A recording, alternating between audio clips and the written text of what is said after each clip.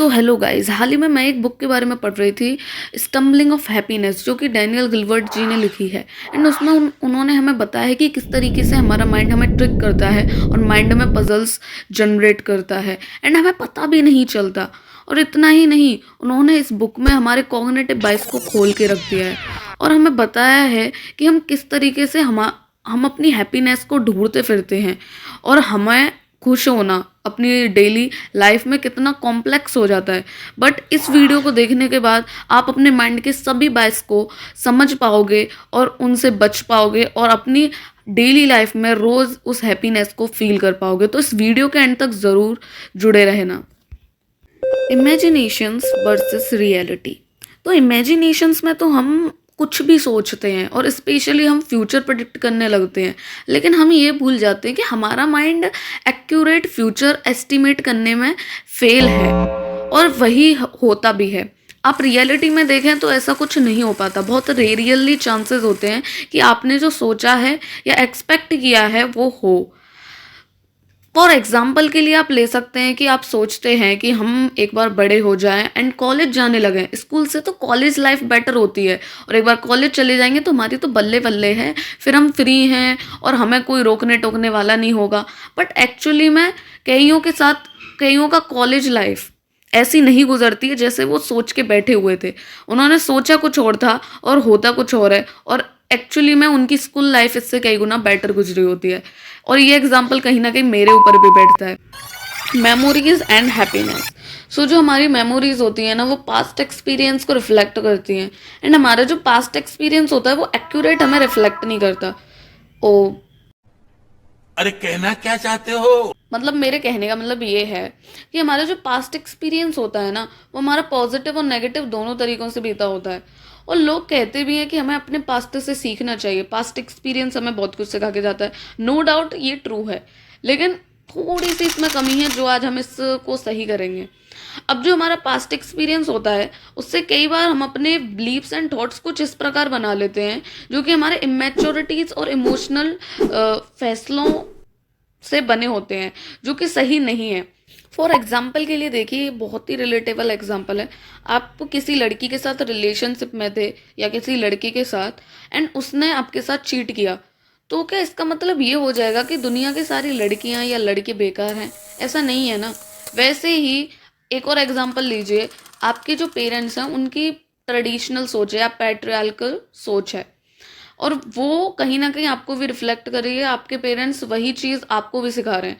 तो जब आप छोटे थे तो आप इमेच्योर थे एंड आपने वो बातें सुनी और अपने माइंड में ऐसे ही थॉट्स एंड बिलीव्स बना लिए। लेकिन जब आप बड़े हो जाते हो तो जो आपने थॉट्स एंड बिलीव्स बनाए हैं उन्हें थोड़ा अपग्रेड करो, मॉडिफाई करो एंड वेरीफाई करो और समझो कि क्या जो मैंने अपने थॉट्स एंड बिलीव्स बना रखे हैं वो सही है। बस मैं इस पॉइंट में यही समझाना चाहती हूँ कि जो भी आप अपने thoughts, beliefs and ethics, morals जो भी बोलो, वो जो भी बनाते हो उसे एक बार वेरीफाई करो और वक्त के साथ साथ अपग्रेड करो। Comparisons and happiness. So compare करना किस हद तक बेकार है आप सभी जानते हैं। यानी अगर आप किसी भी व्यक्ति से अपनी कंपैरिजन करते हैं और फिर जेलसी फील करते हैं एंड अपने आप को बेकार बताते हैं, कोसते हैं, तो ये भी गलत है। एंड इससे कहीं ना कहीं आपकी हैप्पीनेस का क्या कबाड़ा हो रहा है वो तो आप सभी देख ही रहे हैं। और सोशल मीडिया की लाइफस्टाइल से इन्फ्लुएंस होकर अपनी लाइफस्टाइल को बेकार बताना, अपने पेरेंट्स को कुछ बोलना, ये भी काफ़ी हद तक बेकार है। और ये भी आप इसका प्रैक्टिकली एग्जाम्पल शायद कईयों की लाइफ में हो भी रहा होगा। लेकिन इस वीडियो में मैं कंपैरिजन करने के एक पॉजिटिव साइड पर भी आपका रिफ्लेक्शन डालना चाहूँगी।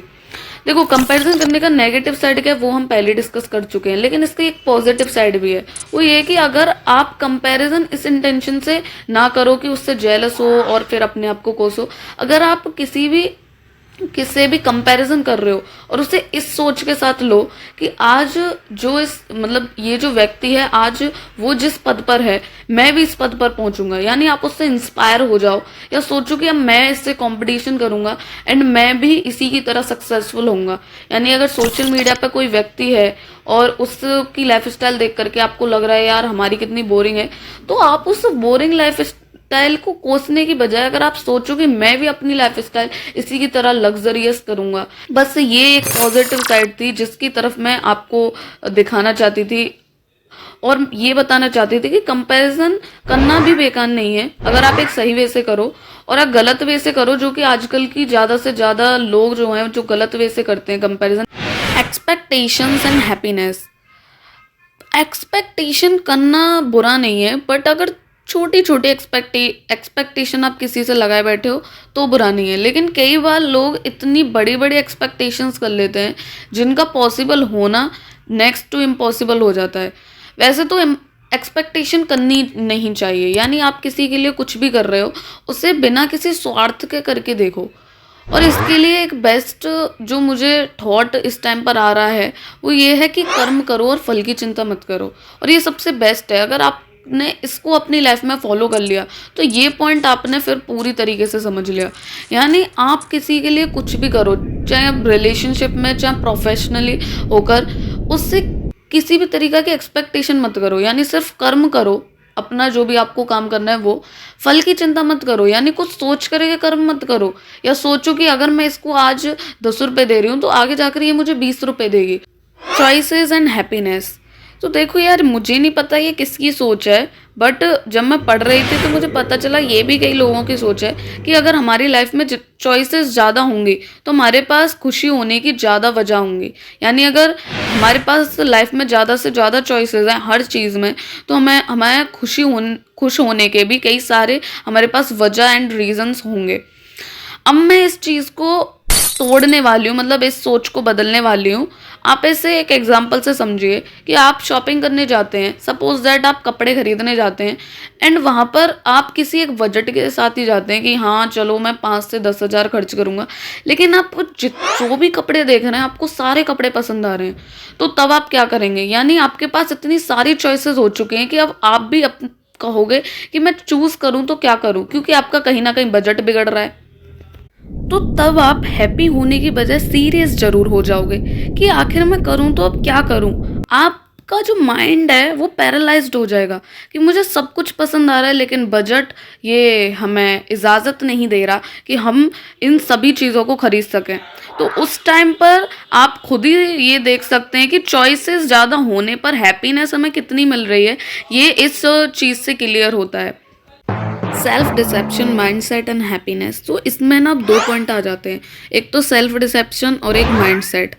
एंड इसमें जो माइंडसेट वाला है, अगर ये वाला पॉइंट आपने समझ लिया तो इस वीडियो के 60 से 70% आपने ऑलरेडी समझ लिया है। क्योंकि आपने भी वीडियो में देखा होगा कि मैंने कई बार आप बिलीव्स, थॉट्स एंड माइंडसेट के ऊपर काफ़ी सारी बातें की हैं, तो वो ऐसे ही नहीं की। अगर आप अपना माइंडसेट ही बदल दो, एक पॉजिटिव वे में बदलो, तो फिर आपके जो ऊपर के सारे पॉइंट है वो अपने आप ही सही हो जाएंगे। ये ऑल ओवर जो खेल है वो माइंडसेट और आपके बिलीव्स का है। आपको अपने बिलीव्स को बदलना चाहिए और उन्हें प्रैक्टिकली समझना चाहिए कि क्या जो मैंने अपने बिलीव्स बना रखे हैं वो सही हैं। अगर वो सही निकलते हैं तो उन पर रहिए, अगर नहीं है सही, अगर वो यूजलेस हैं तो उन्हें बदलिए और अपने माइंडसेट को अपग्रेड कीजिए।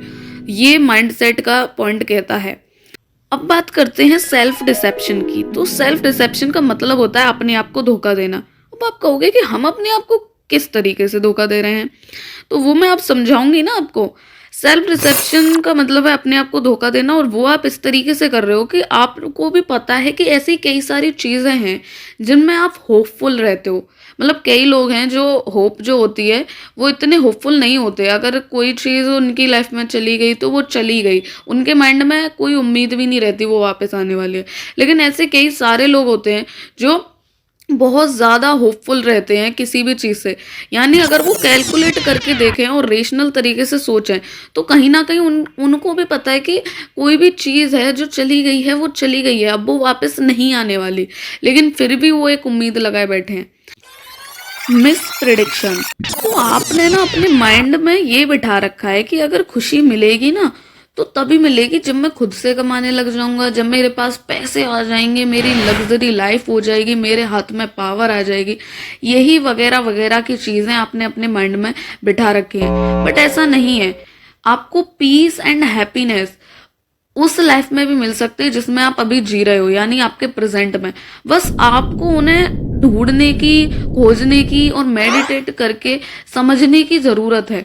फिर आपको जो खुशी है ना वो अपने अंदर और आपके आसपास वाले लोगों में ही दिखने लग जाएगी। आप इसमें एग्जांपल ले सकते हो श्री कृष्ण जी का। वो भी अगर देखा जाए तो कृष्ण जी के लाइफ में बहुत ज़्यादा डिफ़िकल्टीज थी, काफ़ी ज़्यादा संघर्ष था, लेकिन उन्होंने अपनी छोटी छोटी चीज़ों में खुशियाँ ढूंढ रखी थी और उन्हीं से वो खुश हो जाया करते थे।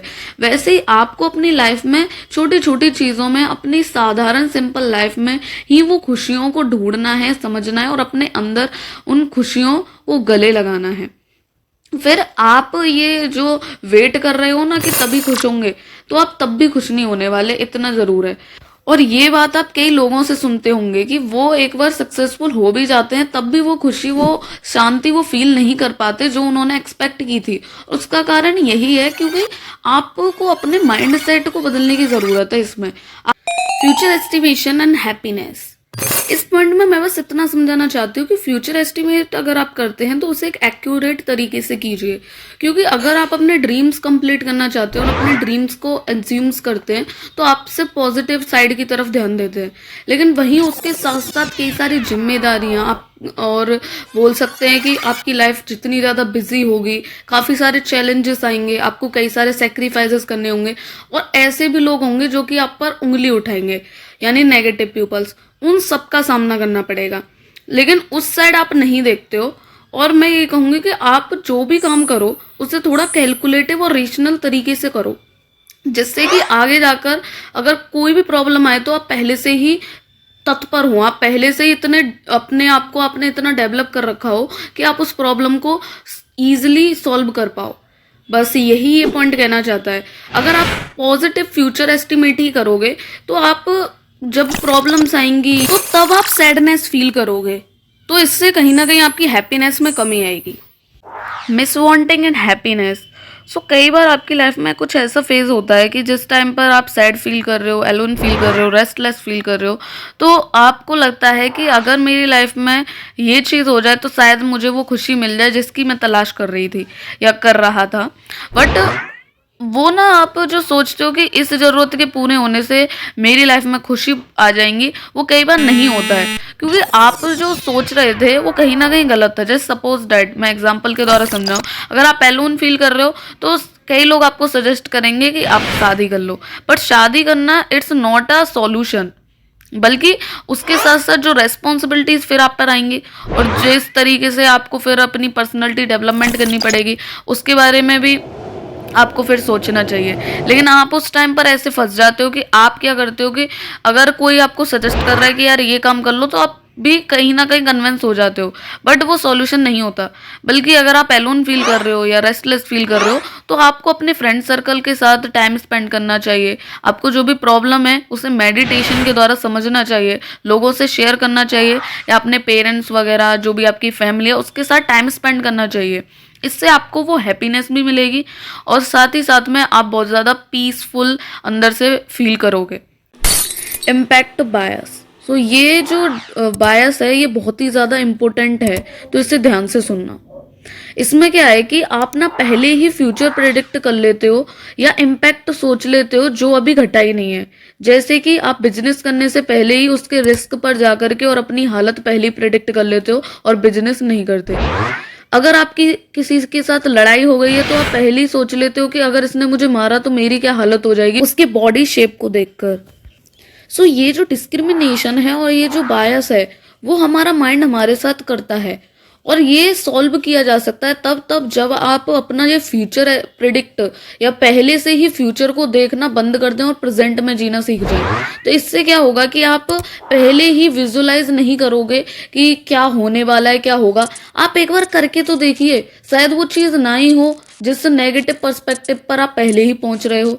तो ये इसलिए इम्पोर्टेंट था।